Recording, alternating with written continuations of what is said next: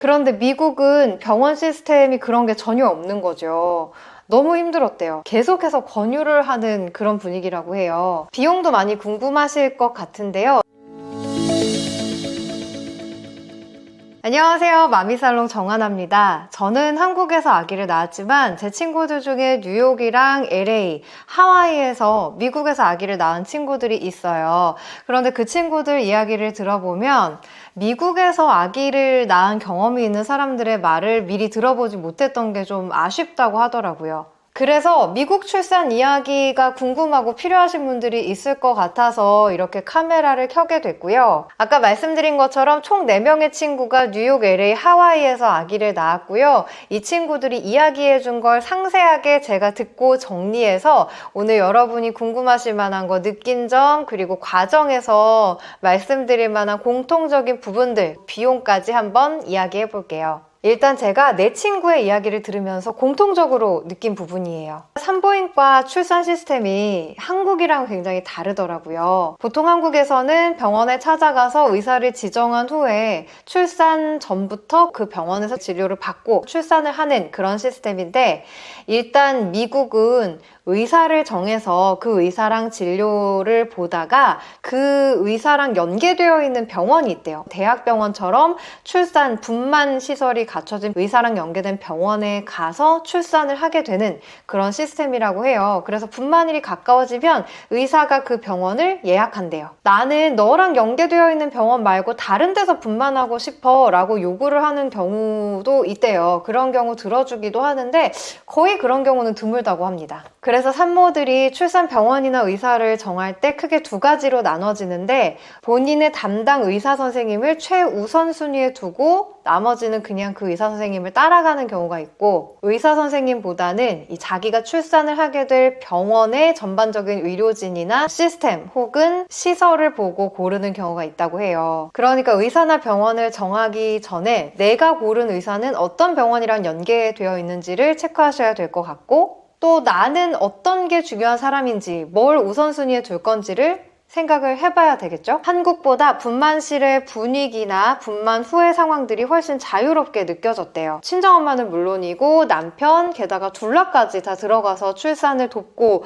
응원하고 그럴 수 있는 분위기래요. 아이를 낳고 나서도 우리나라는 외출을 하지 않는다거나 차가운 물을 마시지 않는다거나 하는 그런 산모들이 기본적으로 지키는 약속들이 있잖아요. 미국은 그런 게 전혀 없고 출산하고 나서도 외출을 자유롭게 하는 걸 전혀 제지하지 않고, 아이를 낳자마자 수고했다고 얼음물을 가져다 줬대요. 심지어 에어컨도 너무 틀어대서 친구들이 다 추웠다고 했어요. 가이드가 없는 아주 자유로운 분위기래요. 중요한 부분인데 이 부분을 제가 영상에서 말을 안 했더라고요. 관장이랑 제모는 안 해주는 게 기본이라고 해요.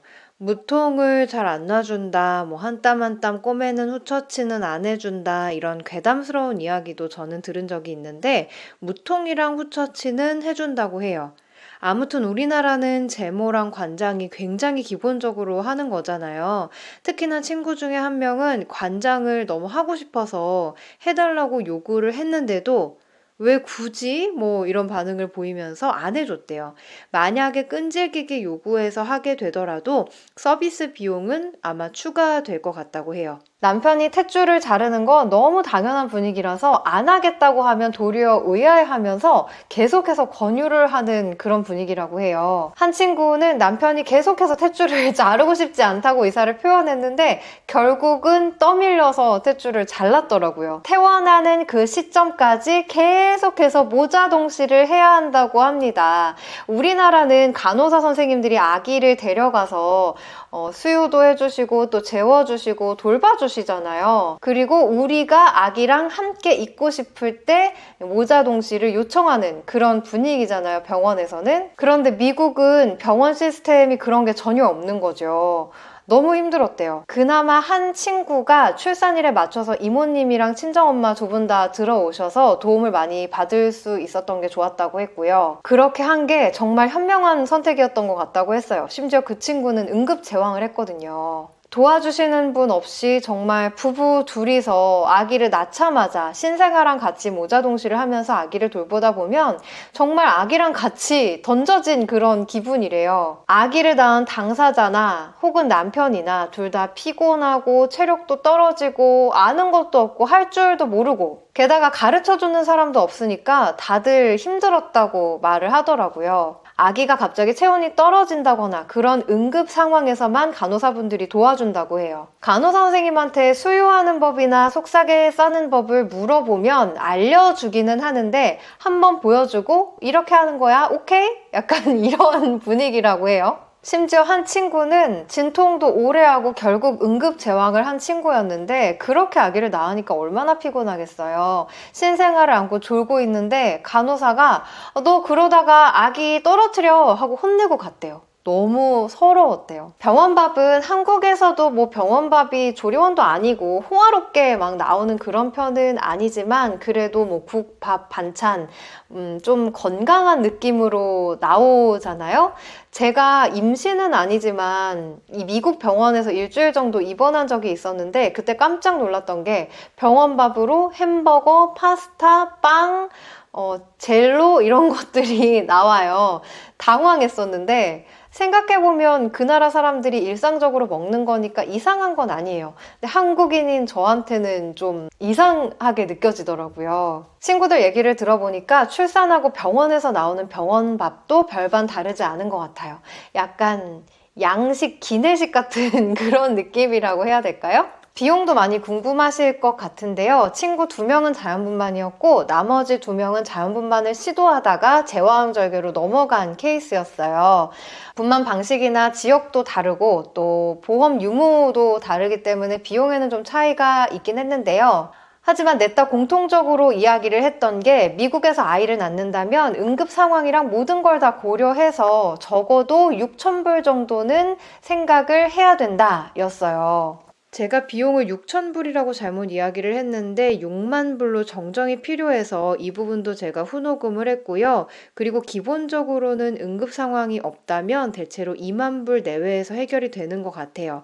특별한 상황이 생기고 또 입원일이 늘어날수록 금액이 커지는 건 당연하고요. 특히 아기가 인큐베이터에 들어가게 되면 비용이 아주 높다고 합니다. 실제로 출산하면서 어떤 상황이 생길지는 아무도 모르기 때문에 6만 불 정도로 다들 넉넉하게 이야기를 하는 것 같아요. 가장 비용이 많이 드는 경우는 자연분만을 시도하고 진통을 정말 오래 하다가 실패하고 응급제왕으로 넘어가고 또 아기는 인큐베이터를 들어가게 되는데 그게 단태아도 아니고 쌍둥이일 경우인 것 같아요. 여기까지가 제가 공통적으로 들은 걸 정리해 본 거고요. 그 밖에 제가 질문했던 거 그리고 친구들이 느낀 점 말해줬던 걸 말씀드릴게요. 한국어를 들으면 이해하고 간단한 단어 정도 구사할 수 있는 의사는 있기는 하대요. 한국 의사는 있기는 한데 한국 의사 옵션이 없는 경우에는 최대한 비슷하다는 생각 때문인지 나머지 친구들은 중국이나 일본계 의사를 선택하기는 했더라고요. 국적보다는 주변에 추천을 받는 게 가장 좋은 것 같고요. 또 구글 리뷰도 열심히 찾아보시면 좋을 것 같아요. 저는 아기를 낳기 전에는 아기를 낳으면 모유가 당연히 바로 나오는 건 줄 알았어요. 그런데 아니더라고요. 굉장히 당황스러웠는데 저 같은 경우는 한국에서 아이를 낳았으니까 간호사 선생님의 도움을 받았고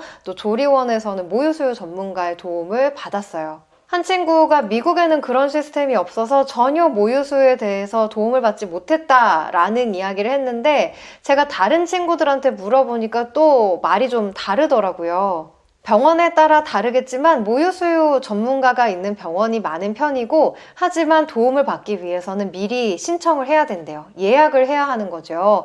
그래서 모유수유에 대한 도움을 받고 싶으신 분들이라면 미리미리 어떻게 신청해야 되는지 예약해야 되는지를 좀 알아보셔야 될 것 같아요. 출산 계획서를 써오라고 하기도 한데요. 출산 계획서가 뭐야? 하고 물어봤더니 내가 어떤 식으로 출산을 할 거고 탯줄을 어떤 식으로 자르고 뭐 캥거루 케어를 할 거라든지 이런 정말 자기가 추구하는 출산의 방식과 모습, 과정을 써서 내는 거래요. 자연분만을 하겠다, 제왕절개를 하겠다. 크게는 이런 것도 들어가겠죠. 이렇게 본인이 출산 과정에서 하고 싶은 걸 적어서 내면 가능한 범위 내에서는 해준다고 해요. 물론 추가 요금이 필요한 경우에는 청구되는 것 같아요. 병원보다는 의사에 철저하게 초점을 두고 고른 친구가 있었는데 자연분만에 실패를 하면서 제왕절개를 하게 되고 입원 기간이 3박 4일로 늘어나게 된 거죠. 그 친구는 자기가 이렇게 길게 입원을 할 거라고 생각을 미처 못해서 병원 시설에 크게 개의치 않았대요. 그런데 보호자 침대도 너무나 열악하고 또 시설이 전반적으로 낙후가 돼 있는 병원이었던 거죠. 본인이 선택한 의사가 그 병원이랑 연계가 되어 있었나 봐요. 그래서 그런 부분을 좀 후회하더라고요. 물론 나의 아이를 받아줄 의사 선생님이 누구인지 굉장히 중요한 문제지만 내 출산 과정에서 여러 가지 일이 일어날 수 있다는 거, 다양한 상황이 있을 수 있다는 점을 좀 생각하고 염두에 두고 고려해서 의사 선생님과 병원을 고르셔야 될 것 같아요. 미국에서 출산을 하실 거라면 이 부분을 좀 유의해서 들어주시면 좋을 것 같은데요. 4명의 친구들이 미국에서 출산하면서 본인이 잘 준비했다고 생각하는 거 정리해봤어요. 일단 모두 똑같이 얘기하는 게 팬티형 생리대. 이 팬티형 생리대는 한국에서 출산을 할 때도 정말 있으면 좋은 아이템이라서 저희가 출산 가방 준비 영상을 찍을 때도 이 부분 굉장히 얘기 많이 했던 기억이 나는데요. 마찬가지로 이야기를 하더라고요. 좀 모자르게 준비했던 친구는 더 많이 가져올 걸. 3팩을 가져갔는데도 모자랐다. 뭐 이런 이야기도 하더라고요. 그리고 친구 중에 하나가 출산을 몇 달 앞두고 미국에 들어가야 되는 그런 상황이라서 비행기를 탔어야 됐었는데 임신을 하면 다리가 많이 붓잖아요. 몸이랑 다리가 많이 붓는데 압박 밴드를 챙겨갔대요. 비행기를 타면 고도가 높아지면서 다리나 몸이 더 많이 부을 수 있는데 압박밴드가 많이 도움이 됐다고 합니다. 또 앞에서도 말씀드렸지만 출산일에 맞춰서 이모님이 미국에 오실 수 있도록 준비해 놓은 친구가 자기 그거 정말 잘한 일인 것 같다고 했어요. 아니었다면 제왕절개하고 나서 3박 4일 동안 남편이랑 정말 고군분투하면서 아는 것도 없는데 아기를 봐야 하는 거잖아요. 또 한 친구는 아기 낳는 법을 굉장히 많이 연습하고 운동도 정말 많이 해서 간 친구가 있어요. 그 친구는 자기가 예행 연습을 많이 한 거, 또 운동을 평소에 꾸준히 많이 해놓은 거를 굉장히 잘한 일이라고 이야기를 하더라고요. 실제로 출산을 굉장히 수월하게 했어요. 둘러 불러서 집에서 예행 연습하고 시뮬레이션 매일 돌리고 그랬는데 정말 잘한 일이었던 것 같다고 했고요. 물론 그렇게 연습을 많이 하고 준비를 철저하게 해도 출산에는 여러 가지 상황들이 또 생각하지 못하게 생길 수 있죠. 그래도 타지에서 아이를 낳는 산모가 할 수 있는 최선의 준비가 아닌가 그런 생각이 들더라고요. 이렇게 오늘은 미국에서 출산을 할 때는 한국이랑 어떻게 다른지 어떤 점들을 좀 생각하고 가면 좋은지 영상으로 만들어 봤어요. 내 나라가 아닌 타지에서 아기를 낳는다는 것 자체가 부담으로 다가올 것 같아요. 미국에서 출산하기를 계획하고 계신 분들 있으시다면 이 영상이 도움이 됐기를 바라고요. 도움 되셨다면 구독과 좋아요, 알림 설정까지 부탁드릴게요.